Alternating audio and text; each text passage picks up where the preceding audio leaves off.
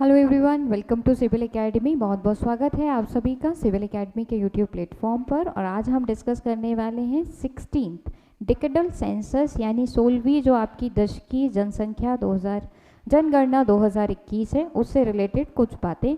तो बने रहेंगे आप लोग सिविल एकेडमी के साथ में। And this is presented by me, I am Seema Agarwal and I am the faculty at civil academy. Basically I have 4 years teaching experience and जो सब्जेक्ट्स जो मैं यहाँ पर लेती हूँ it is geography, environment, current affairs का शो बेसिकली आपका हफ्ते में 3 दिन होता है, आप उसको ज़रूर देखा करें।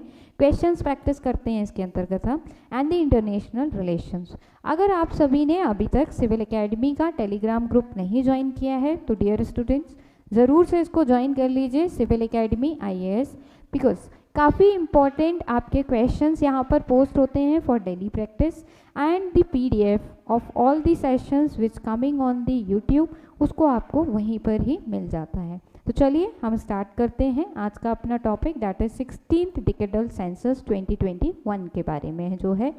सबसे पहली बात कि न्यूज़ में ही क्यों था, तो न्यूज़ में इसलिए था बिकॉज जो office of registrar general of India है यानी जो RGI है, उन्होंने एक्सटेंड कर दी है deadline of freezing of administrative boundaries to June 30, 2023 तक।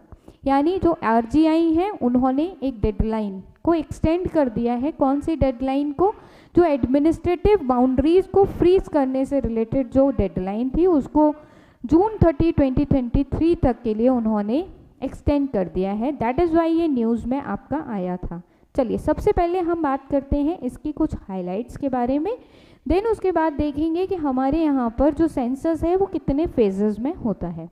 देखिए सबसे पहले हम अगर बात करें तो ये जो आपकी डेडलाइन पोस्टपोन की गई है, जो लिमिटेशन लगाने की या एडमिनिस्ट्रेटिव जो बाउंड्रीज को फ्रीज करने की जो डेडलाइन है, क्या पहली बार पोस्टपोन की गई है? नहीं, पहले भी पोस्टपोन कर चुके हैं हम कई बार इसको। RGI ने ऐसा कहा है, रजिस्ट्रार जनरल ऑफ इंडिया ने ये कहा है कि जो सेंसस होने वाला है 2021 में हमारा सेंसस होने वाला था, इससे पहले वाला 2011 में हुआ था, हर 10 साल पर होता है। तो 2021 का जो सेंसस होने वाला था वो और डिले हो सकता है। क्यों? क्योंकि 2024 में लोकसभा इलेक्शंस हैं। ऑलरेडी ये 2 साल लेट हो गया है आपका, और ज़्यादा लेट होने की बात इन्होंने कही है क्योंकि 2024 में हमारे यहाँ लोकसभा के इलेक्शन है।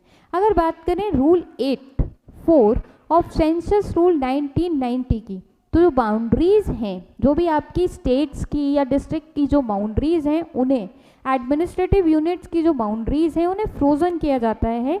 किसके द्वारा? सेंसस कमिश्नर के द्वारा।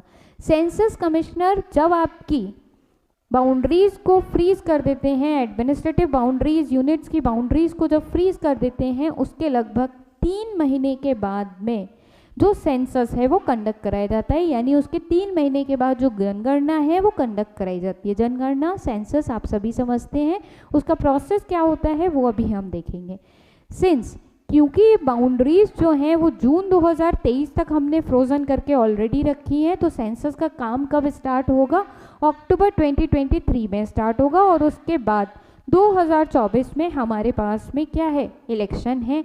तो स्टार्ट होगा 2 फेजेस में, 2 फेजेस में स्टार्ट होता है। सेंसस का जो काम है वो 2 चरणों में होता है, जो कि आपका लगभग 11 महीने का समय लेगा। और 11 महीने का अगर समय लगेगा तो इलेक्शंस 24 वाले जो हैं वो इम्पैक्ट करेंगे। इसीलिए उन्होंने कहा कि अभी हमने डेडलाइन को एक्सटेंड किया है, एडमिनिस्ट्रेटिव बाउंड्रीज की डेडलाइन को फ्रोज करने की जो डेडलाइन है वो बढ़ाई है। उसकी वजह से आपका जो सेंसस है वो लेट हो जाएगा, क्योंकि वो शुरू लेट होगा और पीछे से इलेक्शन आ जाएंगे, तो मे बी आगे और देर हो सकती है। अगर सेंसस 2021 की बात करें तो is the only time it has delayed regular census every 10 years since 1881। तो सेंसस 2021 ऐसा पहली बार होगा, पहली बार है केवल, जब ये डिले हो रहा है 10 साल में, नहीं तो हर बार 1881 से आपका सेंसस टाइमली किया जा रहा है। Now let us talk about some facts of the census of India. अगर सेंसस ऑफ इंडिया की यानी भारत की जनगणना की बात करें तो first non synchronous census conduct हुआ था 1865-1872 में। फर्स्ट सिंक्रोनस सेंसस आपका कंडक्ट हुआ था 1881 में पूरी कंट्री के अंदर। 2021 नेक्स्ट सेंसस है, वो है 8th सिंस इंडिपेंडेंस, यानी आज़ादी के बाद से 8वां है आपका जो 2021 वाला है। सेंसस कंडक्ट होता है, किसके अंतर्गत कंडक्ट कराया जाता है? कोई एक्ट आया होगा हमारे यहाँ पर, yes, census act 1948 and census rule 1990। ये कहते हैं कि भारत में हर 10 साल के बाद सेंसस कंडक्ट कराया जाएगा, जनगणना कराई जाएगी। नाउ अब देखते हैं सेंसस की प्रोसेस क्या है। तो सेंसस आपका, जनगणना आपकी 2 फेजेस में होती है, जैसा मैंने बताया। पहला फेज है house listing and housing census. इसके अंतर्गत क्या होता है? हाउस, जो भी घर हैं उनकी लिस्ट बनाई जाती है और घरों की जनगणना की जाती है। Also preparation of national population register, और इसी के अंतर्गत हमारे यहाँ कितनी पॉपुलेशन है उसका एक रजिस्टर भी तैयार किया जाता है। नाउ सेकंड में क्या करते हैं?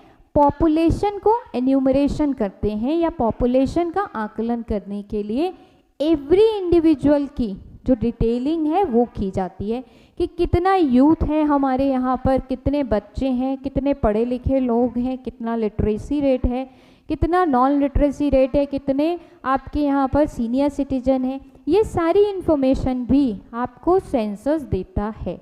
तो 2 फेजेस में होता है। पहले में सिंपल हाउस लिस्टिंग और हाउसिंग सेंसस किया जाता है, यानी कितनी पॉपुलेशन है, पॉपुलेशन का एक रजिस्टर भी तैयार किया जाता है।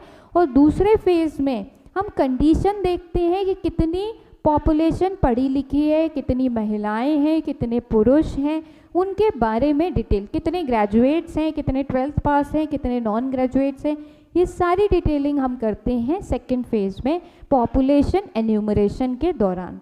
कंडक्ट कौन कराता है? तो ऑफिस ऑफ रजिस्ट्रार जनरल इसको कंडक्ट कराता है। किसके अंतर्गत आता है? मिनिस्ट्री ऑफ होम अफेयर्स के अंतर्गत आता है। नाउ थोड़ी सी बात कर लेते हैं नेशनल पॉपुलेशन रजिस्टर के बारे में। तो ये बेसिकली एक तरीके का रजिस्टर है। National population register is a kind of register of all usual residents of the country, यानी भारत में जो भी यूजुअल रेजिडेंट्स हैं जो रह रहे हैं, निवासी हैं, उनका एक रजिस्टर है।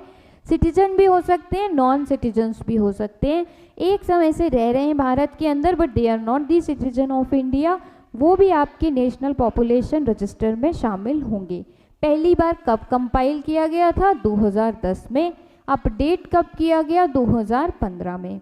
किसके अंतर्गत प्रिपेयर किया जाता है? ध्यान रखेंगे, सिटीजनशिप एक्ट 1955 एंड रूल्स 2003, यानी सिटीजनशिप रूल्स 2003 और सिटीजनशिप एक्ट 1955 ये कहता है कि भारत सरकार के द्वारा या इंडिया में एक पॉपुलेशन का रजिस्टर, राष्ट्रीय पॉपुलेशन रजिस्टर को बनाया जाएगा और हमारे यहाँ उसको बनाया भी जाता है। ठीक, तो पॉपुलेशन रजिस्टर के बारे में ये चीज़ ध्यान रखेंगे।